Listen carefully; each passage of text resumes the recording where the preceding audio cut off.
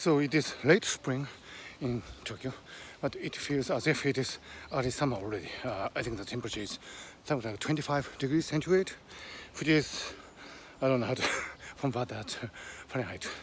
Anyway, if you look at Japan, COVID-19 is still around, and the government is actually discussing whether they should reintroduce a state of emergency again to Tokyo. It has been already introduced, or is going to be introduced in a few days to Osaka, and it's going to happen. This is, I think, the third time that the state of emergency would be declared. And as a Japanese citizen, I am amazed at the government's inability to provide enough tests. The number of tests and number of confirmed cases would be only a really first tiny portion of what is already going on. It's the tip of the iceberg, and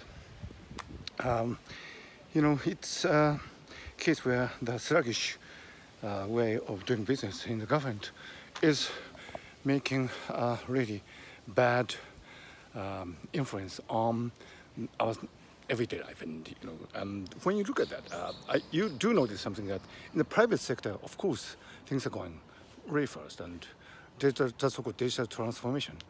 It's a buzzword, and Japanese media never fails to report on digital transformation, or DX, on its news coverage. But the government is very slow in going ahead with DX, digital transformation.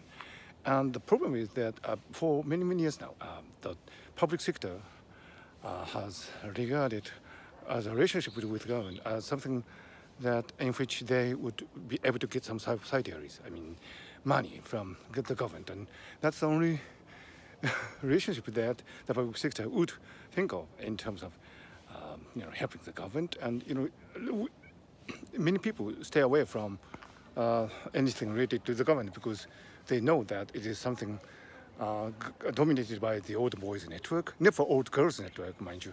And there are things are sluggish, and where red tapes are everywhere, and you cannot do it in this highly paced way that our civilization has been accustomed to. So that is why I think the Japanese government is left to themselves largely, and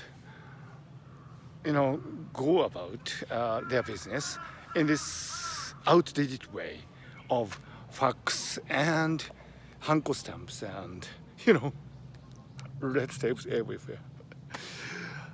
Yeah, it is a sad story. It is a tragedy, I think, and also it is also comedy. So, this has been a really great chance for the Japanese people to see what we are, as we really are, and reflect on the way that the government is doing business, and maybe it's time to revise it altogether. But for the moment, there's no momentum in that direction because people are too tired to be bothered with government, because they are too busy protecting themselves and their loved ones. And so it's bad news for the Japanese government in terms of improvements, but probably it's good news for those people who want to stay in the status quo.